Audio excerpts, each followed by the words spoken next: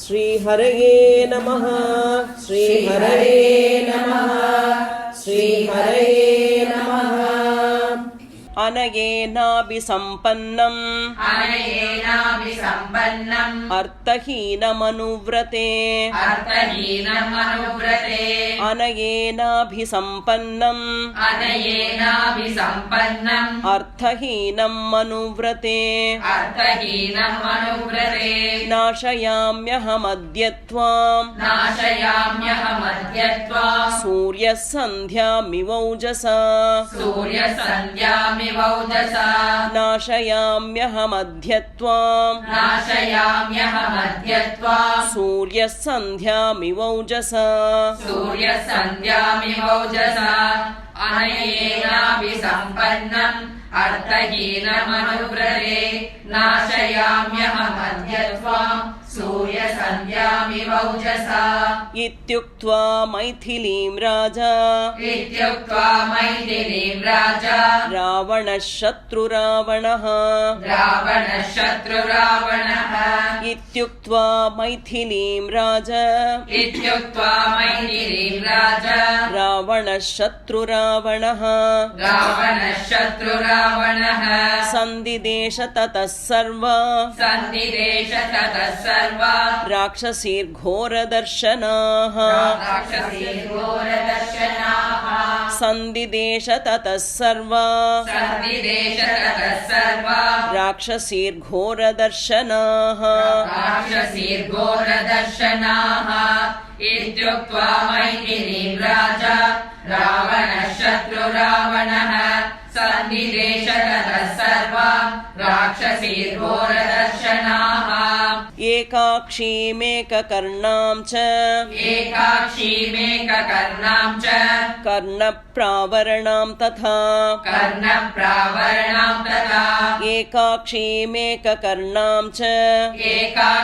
एकाक्षीमेककर्णां च कर्णप्रावरणां तथा गोकर्णीं हस्तिकर्णीं च लम्बकर्णीम् अकर्णिकाम् गोकर्णीं हस्तिकर्णीं च लम्बकर्णीम् अकर्णिकाम्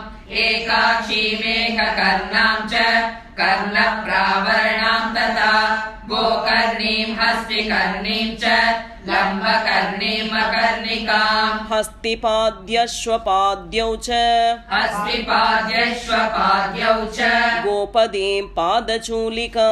गोपदीं पादचूलिकाम् हस्तिपाद्यश्वपाद्यौ च गोपदीं पादचूलिकाम् एकाक्षीमेकपादीं च ऋतुपादीम् अपादिकाम् एकाक्षीमेकपादीं च ऋतुपादीम् अपादिकाम् हस्तिपाद्यश्वपाद्यौ च गोपदीं पादचूलिकाम् एकाक्षीमेकपादीं च पृथुपादीम् अपादिकाम् अतिमात्रशिरोग्रीवाम् अतिमात्रकुचोदरीम् अतिमात्रशिरोग्रीवाम् अतिमात्रकुचोदरीम्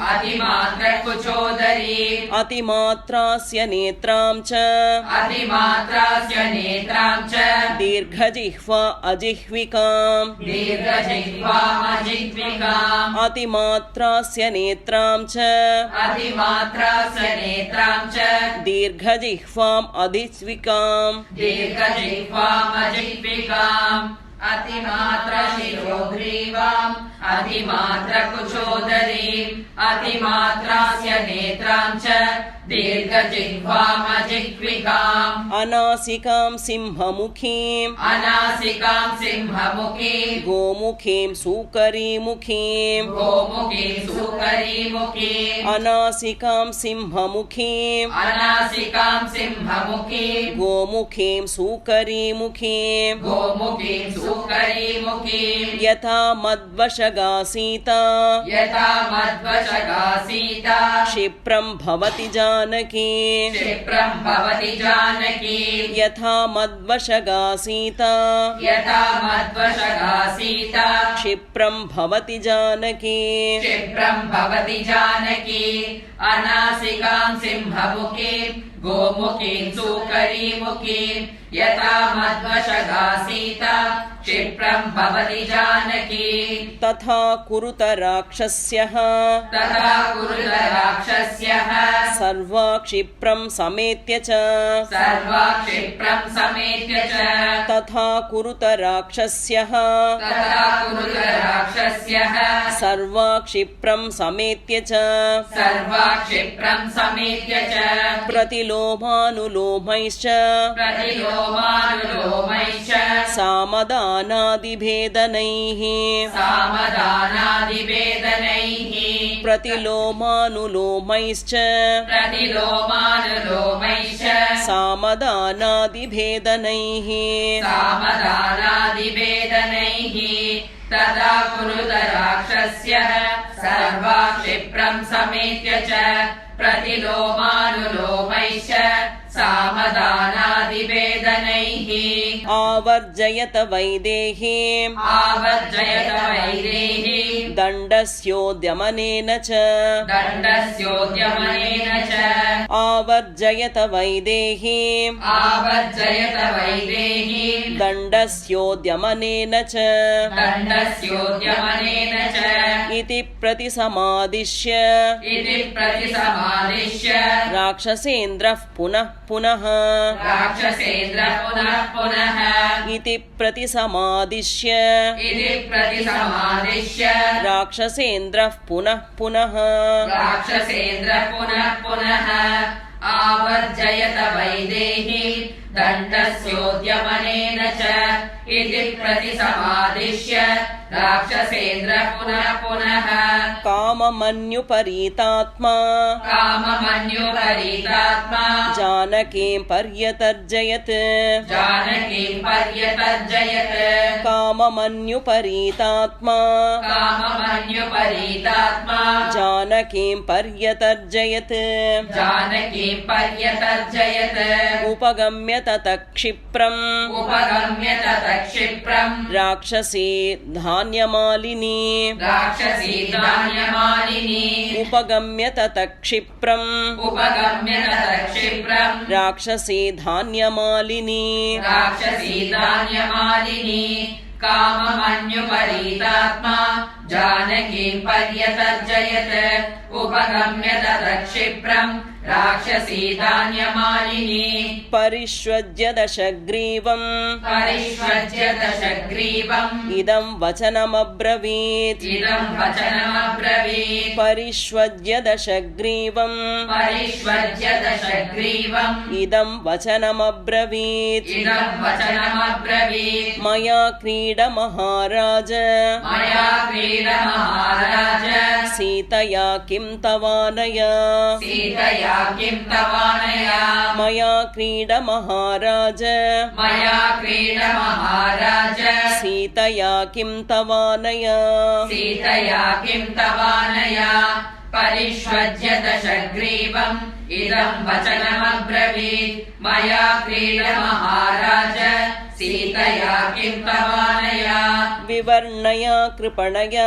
विवर्णया कृपणया मानुष्या राक्षसेश्वर मानुष्या राक्षसेश्वर विवर्णया कृपणया विवर्णया कृपणया मानुष्या राक्षसेश्वर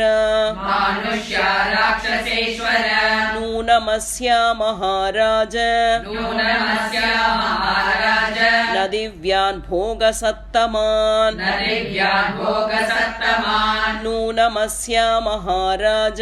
नूनमस्या महाराज न दिव्यान् भोगसत्तमान् न दिव्यान् भोगसत्तमान् विवर्णया कृपणया मानुष्या राक्षसेश्वर नूनमस्या महाराज न दिव्यान् भोगसत्तमान् विददात्यमरश्रेष्ठः विददात्यमरश्रेष्ठः तव बाहुबलार्जितान् तव बाहुबलार्जितान् विदधात्यमरश्रेष्ठः विददात्यमरश्रेष्ठः तव बाहुबलार्जितान् तव बाहुबलार्जितान् अकामां कामयानस्य अकामां कामयानस्य शरीरमुपतप्यते शरीरमुपतप्यते अकामां कामयानस्य अकामां कामयानस्य शरीरमुपतप्यते शरीरमुपतप्यते विददात्यमरश्रेष्ठः तव बाहुबलार्जितान् अकामां कामयानस्य शरीरमुपतप्यते इच्छन्तीं कामयानस्य इच्छन्तीं कामयानस्य प्रीतिर्भवति शोभना प्रीतिर्भवति शोभना इच्छन्तीं कामयानस्य इच्छन्तीं कामयानस्य प्रीतिर्भवति शोभना प्रीतिर्भवति शोभना एवमुक्तस्तु राक्षस्य एवमुक्तस्तु राक्षस्य समुक्षिप्तस्ततो बली समुक्षिप्तस्ततो बली एवमुक्तस्तु राक्षस्य एवमुक्तस्तु राक्षस्य समुक्षिप्तस्ततो बली समुक्षिप्तस्ततो बली इच्छन्तीं कामयानस्य प्रीतिर्भवति शोभना एवमुक्तस्तु राक्षस्य समुक्षिप्तस्ततो बली प्रहसन्मेघसङ्काशः प्रहसन्मेघसङ्काशः राक्षसः स न्यवर्तत राक्षसः सन्न्यवर्तत प्रहसन्मेघसङ्काशः प्रहसन्मेघसङ्काशः राक्षसः स न्यवर्तत राक्षसः सन्न्यवर्तत प्रस्थितः स दशग्रीवः प्रस्थितः स दशग्रीवः कम्पयन्निव मेदिनीम् कम्पयन्निव मेदिनीम् प्रस्थितः स दशग्रीवः प्रस्थितः स दशग्रीवः कम्पयन्निव मेदिनीम् कम्पयन्निव मेदिनीम् प्रहसन्मेघसङ्काशः राक्षसः सन्न्यवर्तत प्रस्थितः स दशग्रीवः कम्पयन्निव मेदिनीम् ज्वलद्भास्करवर्णाभम् ज्वलद्भास्करवर्णाभम् प्रविवेशनिवेशनम् प्रविवेशनिवेशनम् ज्वलद्भास्करवर्णाभम् ज्वलद्भास्करवर्णाभम् प्रविवेशनिवेशनम् प्रविवेशनिवेशनम् देवगन्धर्वकन्याश्च देवगन्धर्वकन्याश्च नागकन्याश्च सर्वतः नागकन्याश्च सर्वतः देवगन्धर्वकन्याश्च देवगन्धर्वकन्याश्च नागकन्याश्च सर्वतः नागकन्याश्च सर्वतः परिवार्य दशग्रीवम् परिवार्य दशग्रीवम् विविशुस्तद्गृहोत्तमम् विविशुस्तद्गृहोत्तमम् परिवार्य दशग्रीवम् परिवार्य दशग्रीवम् विविशुस्तद्गृहोत्तमम् विविशुस्तद्गृहोत्तमम् जलद्भास्करवर्णाभम् प्रविवेशनिवेशनम् देवगन्धर्वकन्याश्च नागकन्याश्च सर्वतः परिवार्य दशग्रीवम् विविशुस्तद्गृहोत्तमम् समैथिलीं धर्मपरामवस्थिताम् समैथिलीम् धर्मपरामवस्थिताम् प्रवेपमानां परिभत्स्य रावणः प्रवेपमाना परिवत्स्य रावणः समैथिलीं धर्मपरामवस्थिताम् समैथिलीम् धर्मपरामवस्थिताम् प्रवेपमानां परिभत्स्य रावणः प्रवेपमाना परिवत्स्य रावणः विहाय सीता मदनेन मोहितः विहाय सीता मदनेन मोहितः स्वमेव वेश्म प्रविवेश भास्वरम् स्वमेव वेश्म प्रविवेश भास्वरम् विहाय सीता मदनेन मोहितः विहाय सीता मदनेन मोहितः स्वमेव वेश्म प्रविवेश भास्वरम् स्वमेव वेश्म प्रविवेश भास्वरम् स मैथिलीम् धर्मपरामवस्थिताम् प्रवेशमानाम् परिभत्स्य रावणः विहाय सीता मदनेन मोहितः स्वमेव वेश्म प्रविवेश भास्वरम् इत्यार्षे श्रीमद् रामायणे वाल्मीकिये आदिकाव्ये